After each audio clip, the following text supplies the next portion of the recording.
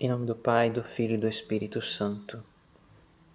A glória de Deus é o homem que vive, e a vida do homem consiste na visão de Deus.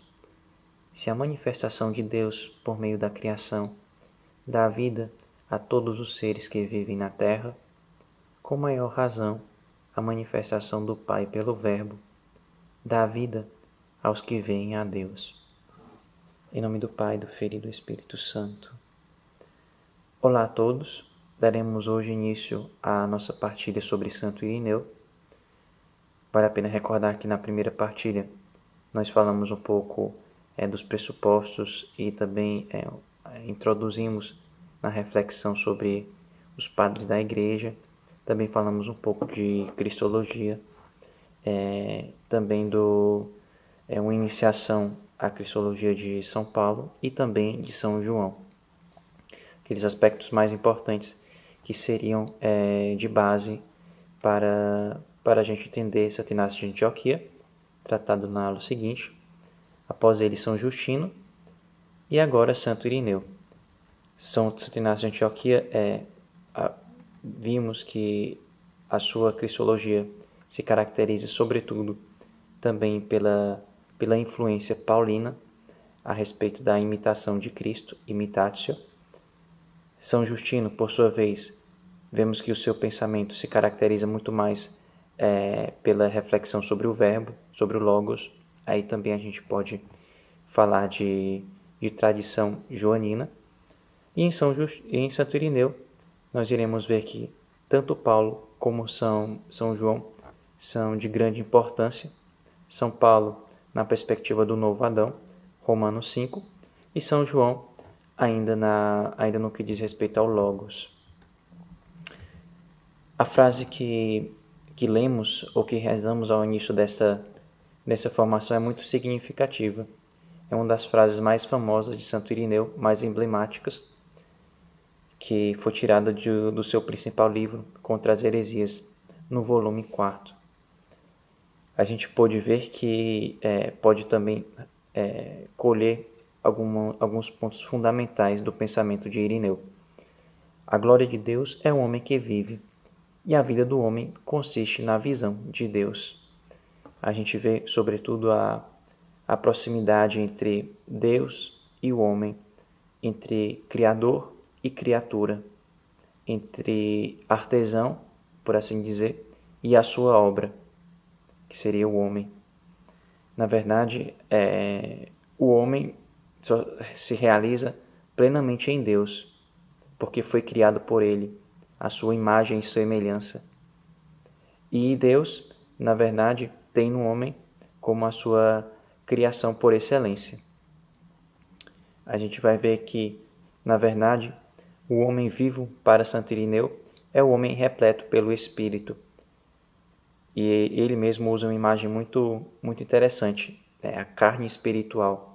Quando a carne, sarx, o corpo, que é extremamente fundamental para Irineu, na verdade, é preenchido pelo Espírito Santo, ou melhor, pelo Espírito.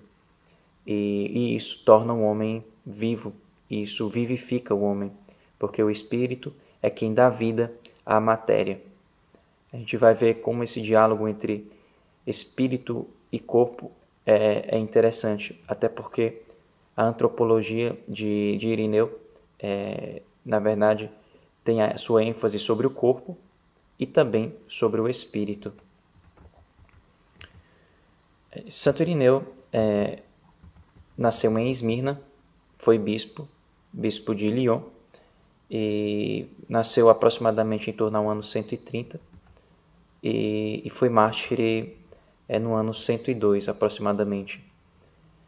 Santo Irineu foi discípulo de São Policarpo, que era bispo de Esmirna, a quem Santo Inácio de Antioquia destinou uma de suas cartas. Apesar de ter nascido na Ásia Menor, em Esmirna, se transferiu já na região da Gália, próximo a Roma, de influência paulina, do pensamento de Paulo. Então, portanto, Santo Irineu vai fazer uma síntese, por assim dizer, entre tradição paulina e tradição joanina, assim diz o historiador Jean Danielou. Da parte joanina, a gente pode destacar: a encarnação é profundamente unida ao mistério da salvação de Cristo, que à sua volta recapitula todas as coisas. Adão é plasmado pelo Verbo, que mais tarde se encarna através da Virgem Maria. A gente vê, sobretudo, o diálogo entre preexistência do Verbo e encarnação, muito próprio de São João, que será presente em Santo Irineu. Para Santo Irineu, a obra por excelência é uma obra de salvação, de resgate. E é por isso também que se pode dizer que a Cristologia de Santo Irineu é um pouco a presente antropologia e soteriologia, tendo em vista essa dimensão de salvação. É uma cristologia unitária, como também é muito característica dos padres. Não havia aquela distinção entre aquilo que é cristologia, aquilo que é antropologia, aquilo que é soteriologia, aquilo que é pneumatologia. Para os padres, a dimensão unitária é a que prevalece. E em Santo Irineu também vemos a dimensão paulina, o novo Adão, Romanos 5, 12 e 21, que restaura tudo aquilo que estava desfigurado. O pecado de Adão nos constituiu pecadores, enquanto por meio de Cristo vem a graça. Se com efeito, pela falta de um só homem, a morte imperou através deste único homem, muito mais os que receberem a abundância da graça e do dom da justiça reinarão na vida por meio de um só, Jesus Cristo. Então, portanto, a ênfase da teologia de Irineu é sobre a pessoa de Cristo, o novo Adão, aquele que resgatou aquilo que foi manchado pelo pecado e, no caso, fez o que se chama de recapitulação, anakephalaios em grego, ou seja, aná é um prefixo que é o contrário de katá. Aná é o movimento de baixo para cima e kephalé é cabeça. Então, na verdade, Cristo faz essa obra de redenção do homem, de cima para baixo, por assim dizer, até a sua dignidade, até a sua no caso, cabeça, né? A sua dignidade plena. Então, na verdade, Santo Irineu, o principal livro dele é Contra as Heresias. E é um trabalho, sobretudo, assim dito por ele, de desmascaramento, já dito logo no seu primeiro livro, Contra as Heresias, a diversos hereses, é, na verdade, um livro de 5 volumes e trata, sobretudo, do tema da recapitulação de todas as coisas no homem-Deus, o mesmo verbo que retoma tudo na encarnação. O livro primeiro, ou primeiro volume de Adversos Hereses, Contra as Heresias, confuta a falsa gnosis depois de ter exposto sistematicamente o pensamento, indicando as múltiplas escolas gnósticas que seguiam Simão Mago. Na verdade, a ênfase, o desmascaramento dito por Santo Irineu, é com relação às heresias daquele período, sobretudo o gnosticismo, que se declina em vários movimentos. E Santo Irineu, sobretudo no primeiro volume, no primeiro livro da obra, descreve com muita precisão, com muita perspicácia, cada um desses movimentos gnósticos, e mostrando também aquilo que não condiz com a ortodoxia, com a doutrina católica, ou melhor, com a doutrina cristã. E, na verdade, o que se pode dizer também é que o gnosticismo, mais à frente a gente vai falar um pouco, se caracteriza sobretudo por uma predominância da visão do espírito sobre a matéria. Na verdade, a matéria, isso vem também com relação à sua influência platônica, a influência que Platão teve sobre ele, as ideias platônicas, de, na verdade, aquilo que é matéria, aquilo que é sensível, vem sempre com uma conotação negativa e, em relação àquilo que é espiritual. E é por isso também que Santo Irineu vai desenvolver todo um pensamento sobre o corpo, sobre a importância da carne, sarx, e, na verdade, vai enfatizar também o papel da criação. a criação, a matéria sensível, aquilo que é sensível, é bom, porque vem do mesmo Pai Criador, que criou a matéria e criou também um espírito. Então, não é algo ruim. Pelo contrário, é algo que é destinado, por assim dizer, a ser enchido, a ser planificado no espírito. Já o livro 2, o segundo volume, trata da refutação do gnosticismo, afirmando que todas as coisas vêm de um único Pai, Criador do mundo. O livro 3 apresenta as provas das Sagradas Escrituras em resposta aos gnósticos, que a usavam e a interpretavam ao seu favor. O livro 4 tem muito sobre os ensinamentos de São Paulo. Existe um só Pai Criador, que deu a lei, mandou primeiros profetas e nos últimos tempos enviou seu Filho, doando a salvação, a obra que ele mesmo plasmou.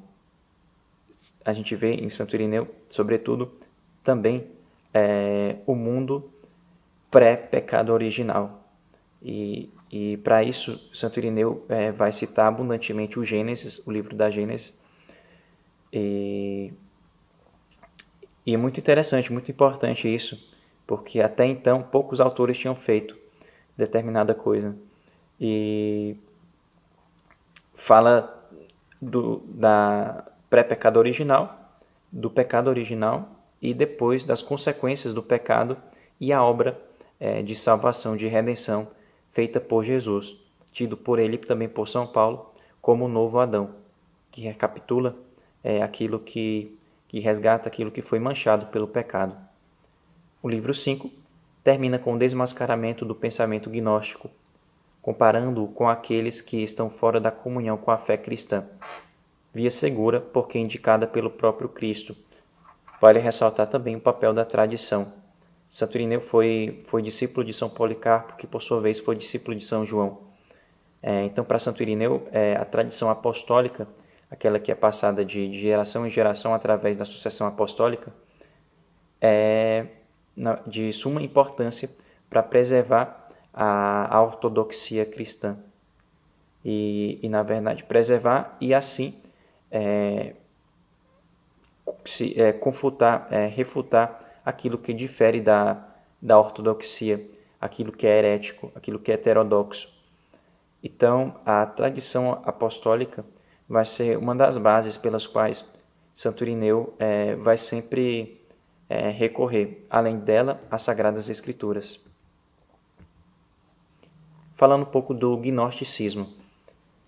Gnose significa conhecimento e indica uma postura que se fundamenta sobre a especulação humana e não sobre a revelação divina, transmitida pela Igreja.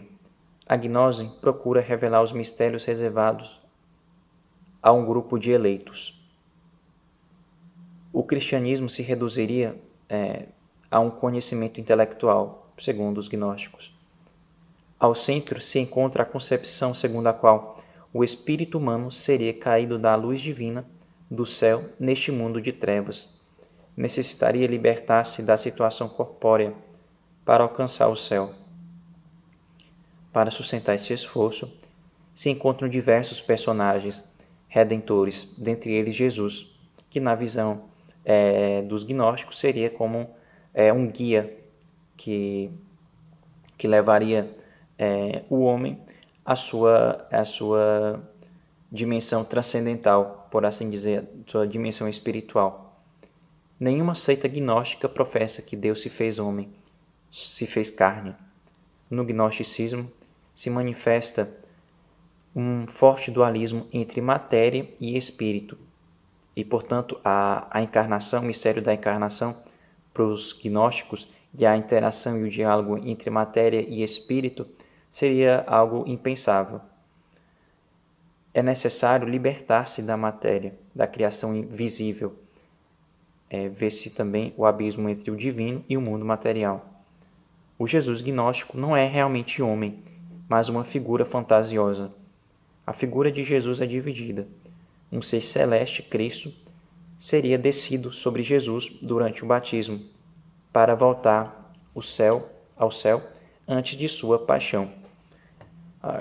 O pensamento gnóstico é um pensamento marcado pela divisão. Existem dois criadores, aquele que criou o mundo, o Pai, no caso, aquele que criou a dimensão espiritual, invisível, e o demiurgo, chamado demiurgo, o artífice, o artesão, como também dizia Platão, foi responsável pela criação do mundo material. E esse mundo material sempre vem com um sentido negativo. Então, demiurgo seria um deus, já que existiriam dois deuses, um deus inferior ao Deus, ao Pai Criador da dimensão espiritual. Na verdade, Santo Irineu vai propor uma visão unificada e em relação a essa divisão gnóstica. Na verdade, para Santo Irineu, o demiurgo é o mesmo Deus que fez também, que criou a dimensão espiritual. É um só Deus. E, na verdade, o demiurgo, aquele que cria, é visto por Santo Irineu como uma figura positiva. O ato de criar, o ato de plasmar, é algo evidentemente fundamental e vem com aspecto positivo. E a demiurgia, a criação, faz parte do ser de Deus. E criar matéria, na verdade, é algo bom. Aqui a gente vê já um pouco, cita um pouco dos movimentos gnósticos, das heresias ou assim chamados grupos heterodoxos, chamados assim por Jean Danielou. A gente pode citar, sobretudo, os marcionistas, que admitiam uma realidade do corpo celeste de Cristo, mas dizia que aquele corpo era vindo diretamente do céu. Jesus teria vindo como um adulto, como um corpo celeste, como um adulto com um corpo celeste. Assim, Marcione queria evitar qualquer contato de Jesus com o Antigo Testamento, que era ligado ao Deus mau. Para os marcionistas, portanto, existiriam dois deuses, o Deus bom e o Deus mau. O Deus mau ligado ao Antigo Testamento e o Deus bom ligado ao Novo Testamento. Haveria assim uma divisão entre o Antigo Testamento, que na verdade seria algo ruim, e o Novo Testamento já baseado em Jesus e algo positivo. Na verdade, é por isso também que Santo Irineu cita abundantemente passagens do Antigo Testamento, ressaltando também a importância da continuidade, da continuação entre os dois testamentos. E, na verdade, o Deus do Novo Testamento é o mesmo Deus do Antigo Testamento, o Pai Criador, o Deus bom. A gente pode citar também o modalismo, que quer outro movimento gnóstico, ou melhor, outro grupo heterodoxo. Quer dizer que Pai, Filho e Espírito Santo não são pessoas diversas em uma única divindade, mas exprimem modos de uma única pessoa. Seria só uma pessoa.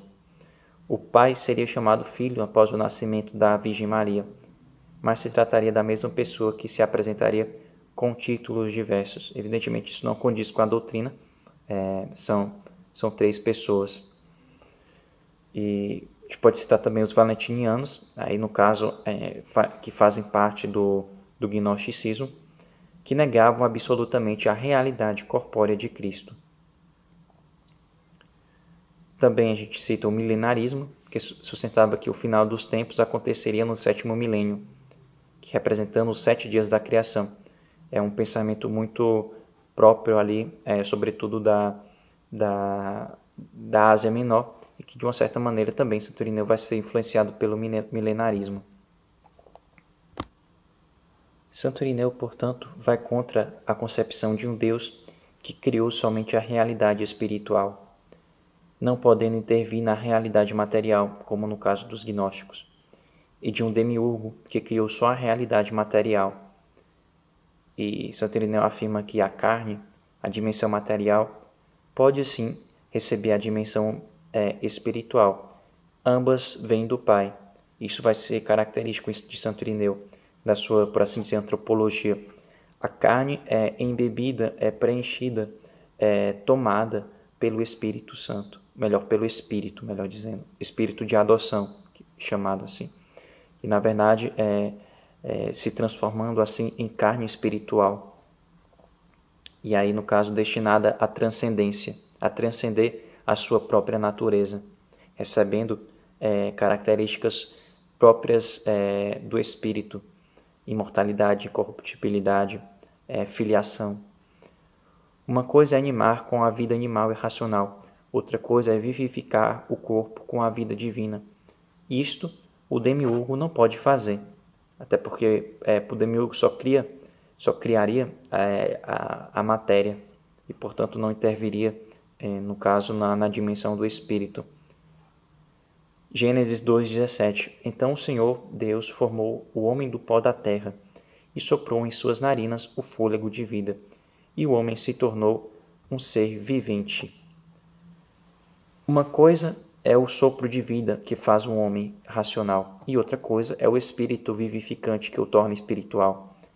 O sopro foi dado indistintamente a todos os que vivem na terra, ao passo que o espírito foi dado exclusivamente aos que capam aos pés as concupiscências terrenas.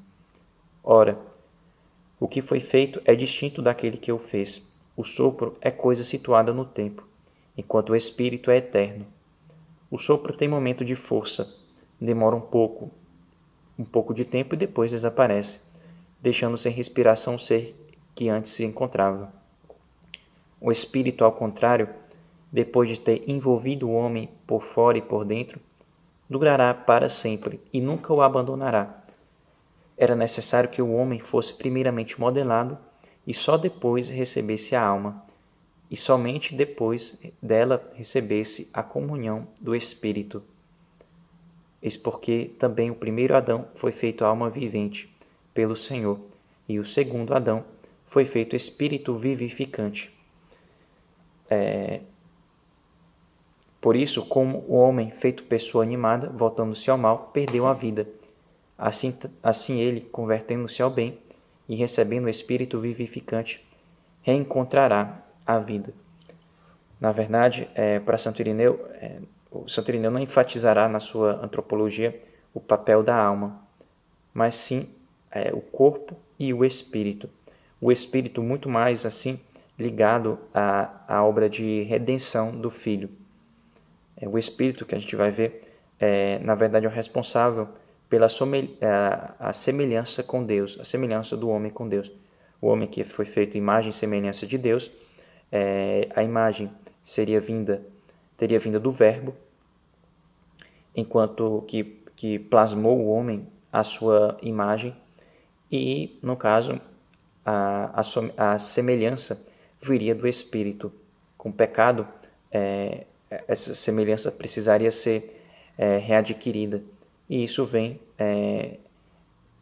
por Jesus, pelo Verbo de Deus encarnado. Assim, Irineu contrapõe ao efêmero da vida do sopro o definitivo da vida do Espírito. O sopro com o qual Deus criou o homem passa em relação ao Espírito que é eterno, e é sinal de atividade do segundo. A nova vida gerada por Cristo, processo de constituição que retoma a primeira criação, ação criadora do Pai, e depois, ao pecado do primeiro Adão, a ação redentora de Cristo, o novo Adão. Então, na verdade, são duas criações. A primeira, do Pai, do primeiro Adão, no caso, e a segunda, do segundo Adão, do novo Adão. Irineu faz sempre uma analogia, um paralelo entre a primeira e a segunda criação. Jesus retoma o ato criador do Pai. Sobretudo, Irineu cita o episódio do cego de nascença, que a gente vai ver um pouco. E, na verdade, Jesus, naquele episódio, modelou a terra e assim curou o cego. E, da mesma maneira, o Pai assim o fez na criação do primeiro homem. O que é importante é, sobretudo, o dom do Espírito que vem por aquele que é preenchido completamente pelo Espírito, Jesus, que confere ao homem a semelhança e a própria divinização de sua carne, do seu corpo. da sua dimensão corporal, sarx. Então, na verdade, resumidamente, a nova criação, a criação no espírito. Os gnósticos não conheciam a unidade do homem. O homem era constituído por 3 elementos, espírito, alma e corpo, misturados.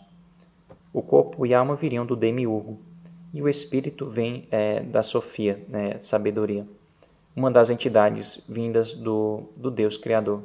Então, essas dimensões espírito, alma e corpo não são vistas de modo separado, mas se misturam na concepção gnóstica.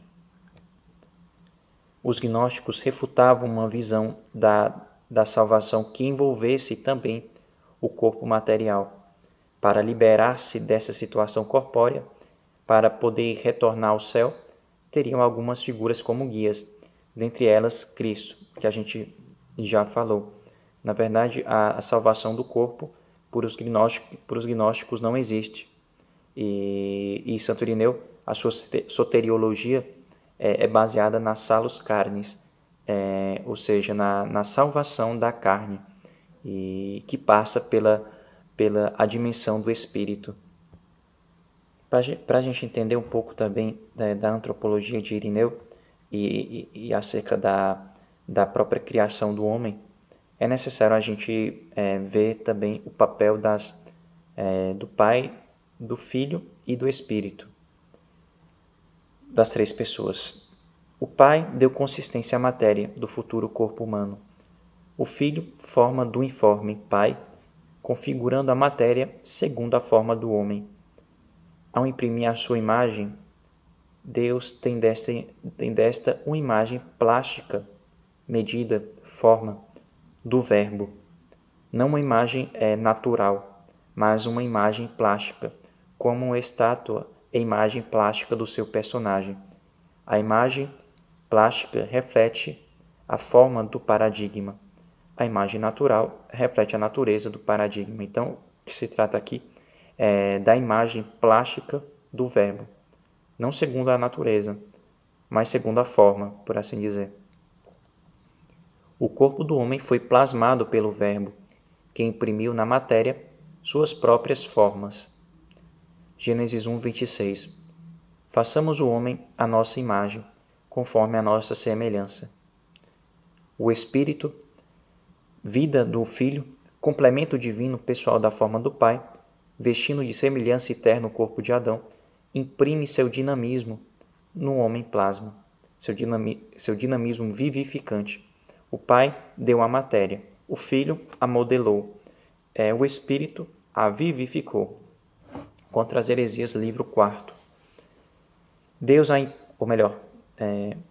Assim está escrito, 1 Coríntios 15, 45. O primeiro homem, Adão, tornou-se um ser vivente. O último Adão, espírito vivificante. A efusão da alma através do sopro divino pressupunha, portanto, um corpo já formado, modelado, procedendo de Deus em sua essência verdadeira, a imagem de Deus em sua essência. Dentro deste plasmar-se, a alma penetrou até alcançar o homem interior, animando seja os elementos visíveis como também invisíveis. A alma está em contato com o mundo exterior e com o homem interior, ou espírito invisível. Então, para Santo Irineu, a alma faz essa mediação entre homem exterior e homem interior. Na verdade, aí já praticamente se conclui o papel da alma. Na verdade, voltando, a ênfase será no corpo, na dimensão externa, e também na dimensão interior, no caso, o espiritual. A carne, que em Adão era decaída depois do pecado, é vivificada pela ação de Cristo através do Espírito, mediante a sua obra de recapitulação, segundo a qual o Cristo, Verbo eterno, recriou todas as coisas. Foi esta substância, a carne, que o Senhor veio vivificar. O corpo humano foi plasmado assim por Deus. Gênesis 2, 7. Formou o Senhor, Deus, o homem do pó da terra, e soprou em suas narinas o fôlego da vida. E o homem foi feito alma vivente. Isso é sinal da presença de Deus. A dignidade humana está nesse fato. Só o homem foi feito e plasmado à imagem e semelhança de Deus. O Criador imprimiu a sua imagem exclusivamente na carne do homem, e, portanto, a carne é destinada assim a se tornar gloriosa, a ressurreição própria. E na verdade, não perece, mas, na verdade, será gloriosa. Perece enquanto sofre, mas é destinada à glorificação e à ressurreição. Morre, mas reviverá. Cristo é o modelo da figura humana, homem perfeito, em unidade com o Filho. Uno é o Filho e uno é também o gênero humano. A imagem de Deus é o seu Filho único, e todo o gênero humano tem por modelo a humanidade de Cristo. Aí, portanto, a centralidade de Cristo, que, por assim dizer, foi através dele que se fez a recapitulação. E Cristo é o homem-Deus por excelência, segundo Irineu, que, na verdade, a sua carne se tornou carne espiritual, no sentido de que foi plenamente preenchida pelo Espírito. E aí também a gente vê o papel do Verbo, que é o Criador das coisas materiais. A lógica da criação se realiza perfeitamente em Cristo, Verbo de Deus encarnado. Deus, no fazer o homem, tinha como paradigma o corpo glorioso do segundo Adão. E assim se inicia uma praxis que vai se consumar ao longo da história, iniciando com a sarx terrena até a sarx gloriosa, segundo o paradigma de Cristo.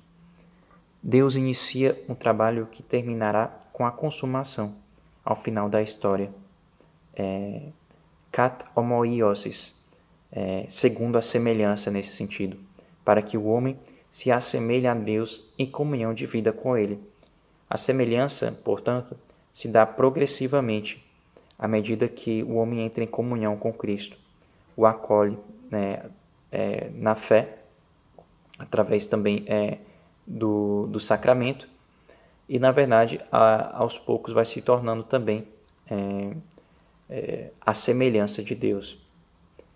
O plasma, a matéria inicial, há de ser incrementada no espírito e assemelhar-se cada vez mais em seus atos e propriedades às propriedades e atos divinos, ou seja, a própria obra de semelhança, que se dá à medida que a carne é enchida pelo espírito. A gente pode citar também a criação pré-pecado original. O paraíso é o local de intimidade de Deus e o homem, ou do Verbo com o homem. Paraíso, unidade entre o homem e o Filho, Verbo, lugar de conversação com Deus. O autor do mundo é o Verbo de Deus. Deus plasmou a matéria por meio do seu Verbo. Este é o nosso Senhor, que nos últimos tempos se fez homem. Ele contém todas as coisas que foram feitas. E é por isso também que Jesus pode recapitular tudo. Porque todas as coisas, ele sendo Deus, todas as coisas são contidas nele. Na sua qualidade de Verbo, aí a gente lembra o prólogo de João, governa e dispõe todas as coisas. Como fim da criação, o mesmo Verbo dará cumprimento à obra de redenção. E, na verdade, a gente vê também a questão da pré-existência do Verbo e da sua encarnação. Na verdade, é um diálogo muito fecundo, que a obra de salvação, a soteriologia, por assim dizer, se baseia, pressupõe também, no caso, a pré-existência do Verbo, que pode, por assim dizer, uma vez encarnando, recapitular todas as coisas. A gente vê, pode passar também ao ponto do pecado, que se baseia, para Santo Irineu, na desobediência, a transgressão da obra generosa de Deus. O pecado de Adão é o pecado de toda a humanidade, ruptura do estado de coisa. Em Adão, o Espírito devia penetrá-lo até absorver todas as suas qualidades materiais, com suas propriedades de Deus. O que não aconteceu em Adão, aconteceu por sua vez em Jesus em sua plenitude, simbolizado por seu batismo no Jordão, que a gente sustentou aqui. Jesus, ao contrário de Adão, foi enchido pelo Espírito e teve a sua dimensão material, corporal, espiritualizada, por assim dizer, coisa que não aconteceu com Adão, que o pecado manchou a marca de Deus. Deus, através dos seus braços, é o artífice da criação. Quando o homem pecou, a marca da mão de Deus desaparece. O Verbo é a voz de Deus, através do qual o homem recebeu os preceitos. O Verbo conversava com Adão. Por dizer respeito ao Verbo do Pai, o mandamento recebido e assimilado opera no homem as virtudes inerentes do Filho. Adão não conseguiu ver a pessoa do Verbo oculta na proibição de comer o fruto da árvore. Aquela proibição, que aparentava limitar a liberdade, era dirigida, no entanto, para educar a obediência através da disciplina. Portanto, por trás da proibição de de comer o fruto daquela árvore, se escondia, sobretudo, um convite à filiação. Se escondia, e Santo Irineu vai citar isso abundantemente, é a pessoa do Verbo. E no caso vale a pena também falar um pouco da encarnação. Assim também aconteceu quando o Verbo veio até a Virgem Maria. Na palavra de Deus é escondido o Verbo. E diferente de Adão e Eva, Maria o acolheu. Conseguiu, por assim dizer, ver o Verbo oculto através da palavra, através do anúncio, através da mensagem do anjo. Aqui a gente coloca um ponto final. Na verdade, continuaremos acerca disso, acerca da adoção filial, na próxima partilha. Então, até a próxima. Shalom.